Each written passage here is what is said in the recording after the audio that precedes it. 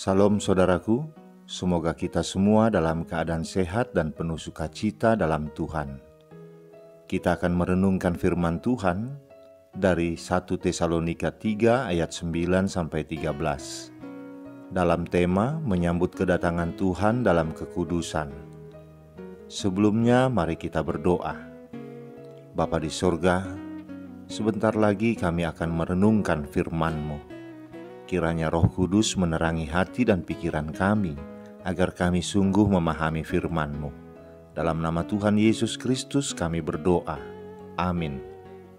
1 Tesalonika 3 ayat 9-13. Beginilah firman Tuhan.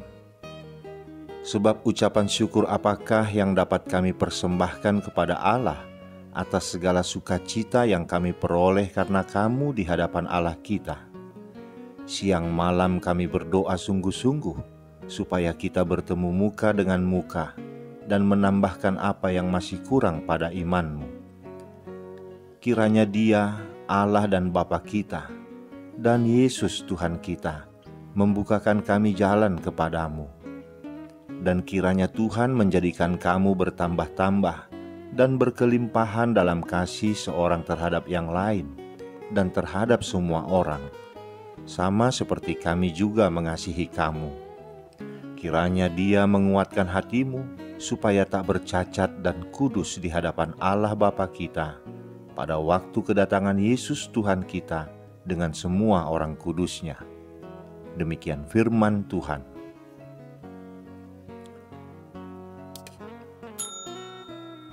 Saudaraku, sebelumnya Rasul Paulus sudah pernah memberitakan Injil dan mengajarkan jemaat Tesalonika tentang Yesus Kristus. Tetapi kemudian ia harus meninggalkan mereka karena terjadi penghambatan dan penganiayaan terhadap orang Kristen di kota itu. Sebagai orang yang baru percaya, orang Kristen di Tesalonika masih kurang pemahaman dalam hal iman. Hal ini menjadi sangat penting, karena setelah mereka menjadi Kristen, maka ajaran iman Kristen itu haruslah diterapkan dalam hidup sehari-hari. Jangan sampai oleh karena penghambatan dan penganiayaan itu, iman mereka menjadi lemah. Menyadari hal ini, Rasul Paulus mengutus Timotius untuk membimbing jemaat yang baru berdiri itu. Kemudian Timotius mengirimkan kabar kepada Paulus tentang keadaan jemaat di Tesalonika. Paulus sungguh bersyukur atas kabar yang diterimanya tentang iman dan kasih jemaat yang ada di Tesalonika. Surat Paulus yang pertama kepada jemaat di Tesalonika ini bertujuan untuk menguatkan para pengikut Kristus di Tesalonika dan sekitarnya. Ada beberapa pertanyaan dari jemaat Tesalonika berkaitan dengan ajaran Paulus tentang Yesus Kristus. Antara lain, bagaimana jika ada orang Kristen meninggal sebelum Kristus datang kembali? Apakah orang itu menerima hidup yang kekal? Dan mereka juga mempertanyakan tentang waktu kedatangan Kristus kembali. Dalam surat 1 Tesalonika ini, Paulus memberi penjelasan atas pertanyaan-pertanyaan tersebut. Dalam suratnya, Paulus menasihati jemaat di Tesalonika agar mereka terus melaksanakan aktivitas kehidupan sehari-hari dengan baik sambil menantikan kedatangan Kristus dengan penuh pengharapan. Dalam nas khotbah kita ini, Paulus dalam doa dan harapannya menjelaskan bagaimana seharusnya jemaat di Tesalonika hidup. Paulus berharap agar mereka dapat hidup saling mengasihi, bahkan mengasihi semua orang. Selain itu, agar mereka juga menjadi kuat dan bertumbuh dalam iman, serta tidak bercacat pada kedatangan Tuhan. Saudaraku, tidak ada kelegaan yang melebihi kelegaan orang tua, guru, maupun pelatih ketika melihat keberhasilan anak-anak didiknya dalam kehidupan. Kesengsaraan selama mendidik dan melatih terbayar lunas oleh keberhasilan itu. Namun sebaliknya, tidak ada kesedihan yang melebihi kesedihan orang tua, guru maupun pelatih yang melihat kegagalan anak-anak didik yang dikasihinya dan yang telah dibimbingnya selama ini. Kesengsaraan selama mendidik dan melatih terasa menjadi sia-sia oleh karena kegagalan itu. Untuk lebih memahami nas ini, mari kita memulai dengan membaca ayat 7 dan 8, di mana Paulus menyatakan sukacitanya atas kabar yang telah ia dengar dari Timotius. Maka kami juga, saudara-saudara, dalam segala kesesakan dan kesukaran kami menjadi terhibur oleh kamu dan oleh imanmu. Sekarang kami hidup kembali, asal saja kamu teguh berdiri di dalam Tuhan. Pada saat itu, Paulus sendiri juga menghadapi berbagai kesulitan dan kesengsaraan, dan hidupnya tidak mudah. Tetapi setelah mendengar kabar baik tentang jemaat di Tesalonika, hatinya menjadi lega seperti terlepas dari beban yang sangat berat. Ia merasakan bahwa ada harapan di masa depan. Karya-karya Allah sangat indah dan ajaib. Pada saat orang sudah merasa putus asa, Tuhan selalu membuka jalan. Tidak ada jalan yang buntu bagi Allah. Ini membawa penghiburan dan kekuatan bagi iman mereka. Paulus mengarahkan penghargaannya terhadap jemaat di Tesalonika menjadi pujian kepada Allah. Di ayat 9 dikatakan, "Sebab ucapan syukur apakah yang dapat kami persembahkan kepada Allah atas segala sukacita yang kami peroleh karena kamu di hadapan Allah kita."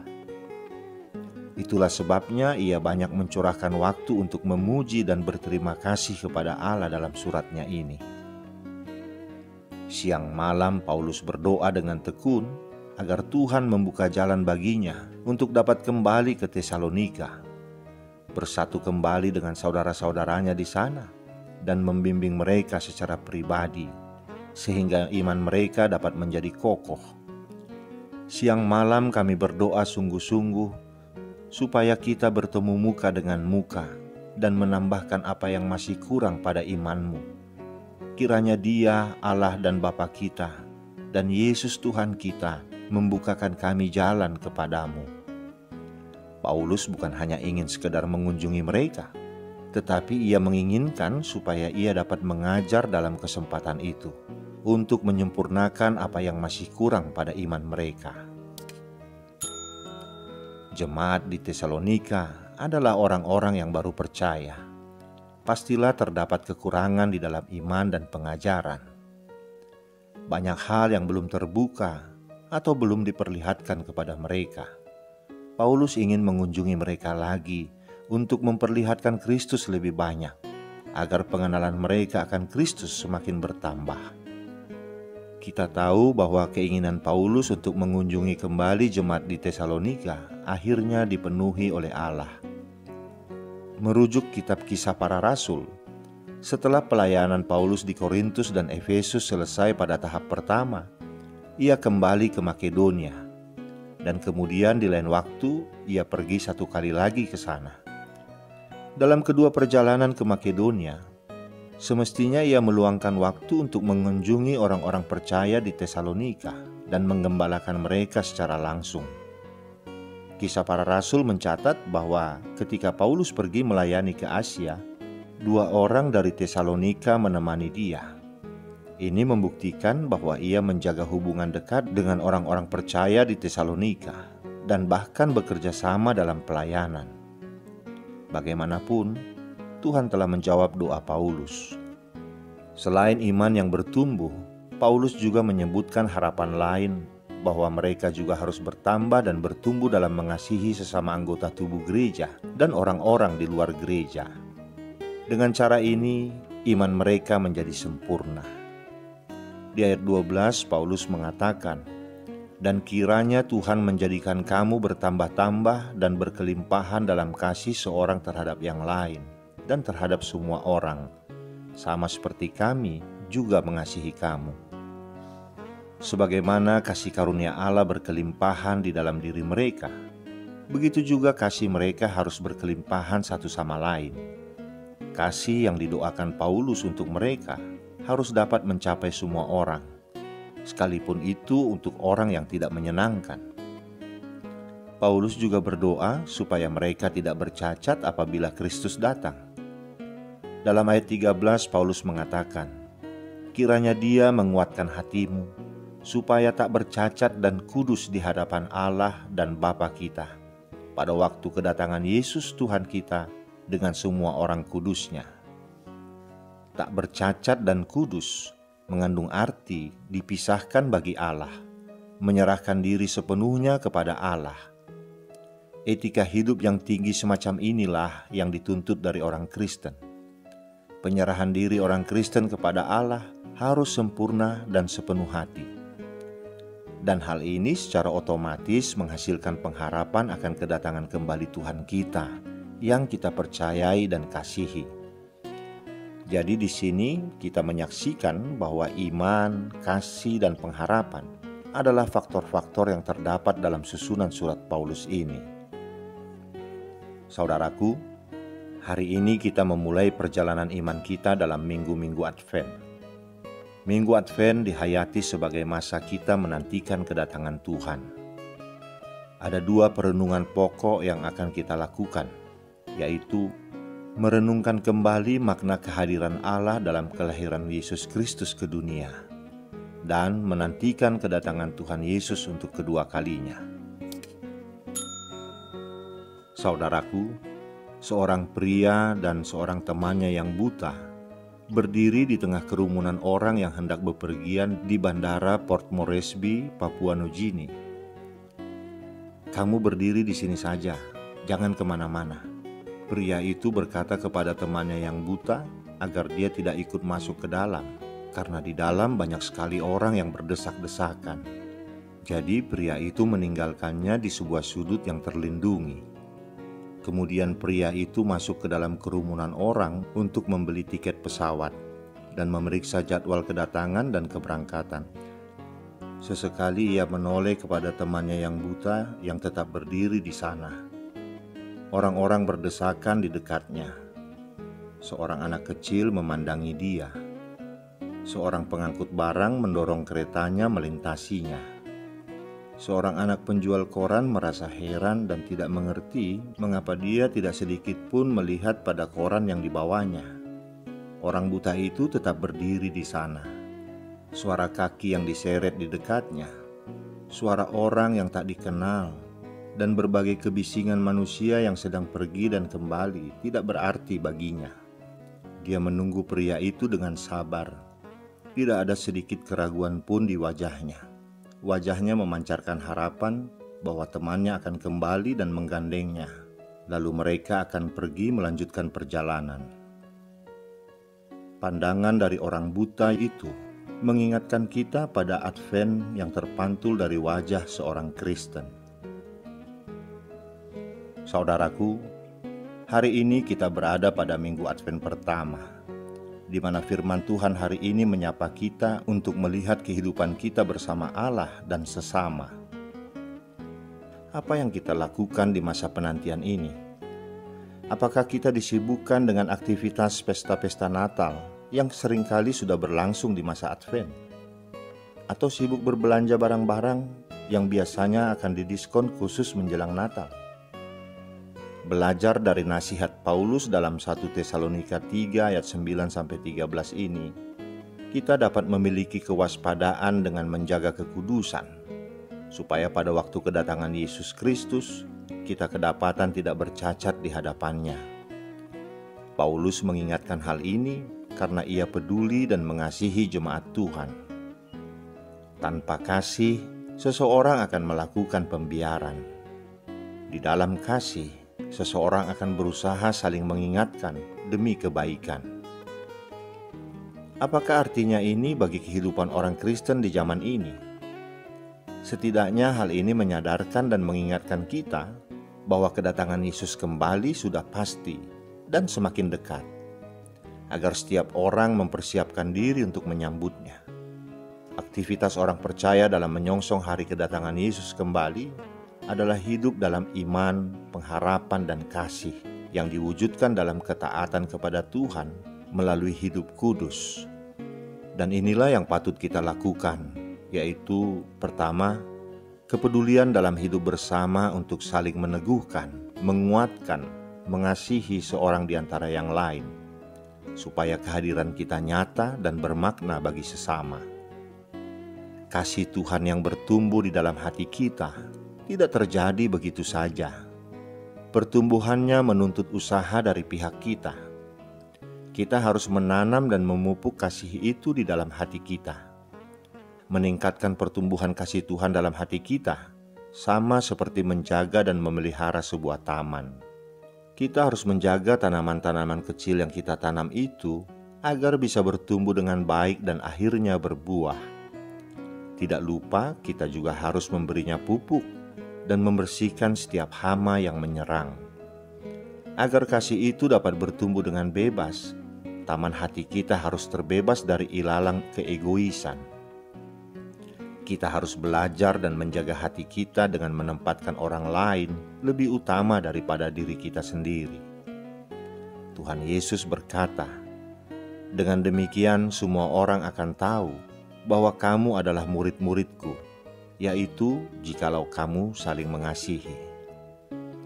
Inilah bukti bahwa kita adalah murid-murid Tuhan.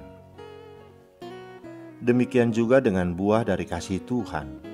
Kita harus selalu menyirami kasih Tuhan di dalam hati kita dengan menyediakan waktu untuk bersekutu dalam doa dan merenungkan firman-Nya. Kita tidak boleh mengeraskan hati agar kasih Tuhan dapat berkembang tanpa hambatan. Kedua, kita harus berusaha hidup tak bercacat dan kudus di hadapan Allah.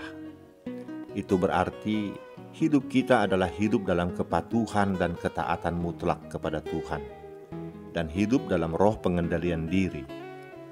Kita telah menerima anugerah, yaitu keselamatan di dalam Yesus Kristus. Keselamatan itu harus kita kerjakan sampai kedatangan Yesus Kristus kedua di dunia ini. Jika Tuhan datang, bagaimana hidup kita? Tiap hari kita selalu diperhadapkan pada persoalan, yaitu bagaimana menyangkal kedagingan kita, karena yang menjadi musuh utama kita adalah kedagingan kita sendiri. Alkitab menulis, roh memang penurut, tetapi daging lemah. Karena itu kita harus berjuang untuk bisa mengalahkan kedagingan kita. Kita harus tegas, hidup menyenangkan hati Tuhan atau menyenangkan kedagingan kita. Kalau kita menyenangkan kedagingan kita akan jatuh ke dalam dosa dan berbagai-bagai pencobaan. Tetapi kalau kita menyenangkan hati Tuhan, maka damai sejahtera itu menjadi milik kita.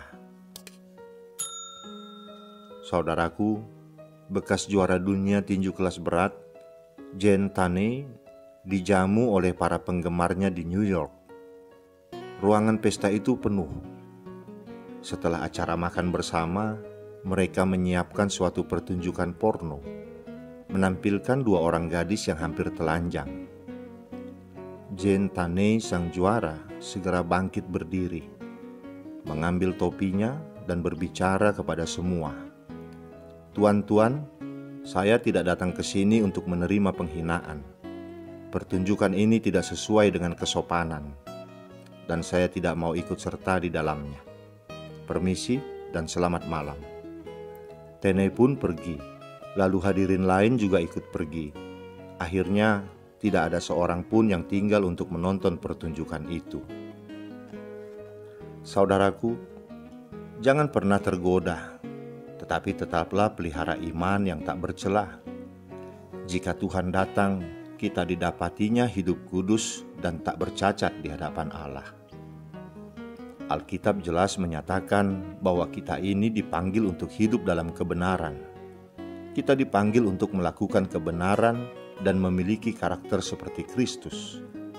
Dengan tegas Paulus menyatakan, Allah memanggil kita bukan untuk melakukan apa yang cemar, melainkan apa yang kudus.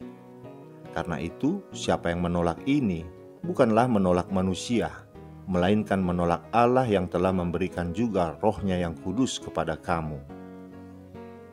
Berhentilah melakukan perbuatan cemar, sebab ibadah yang kita jalankan akan sia-sia jika kita masih berkompromi dengan dosa dan tetap hidup menuruti keinginan duniawi. Ingatlah, kita sudah diberi segala fasilitas yang baik oleh Tuhan. Kita dilindungi, dijaga, dan dipelihara oleh-Nya.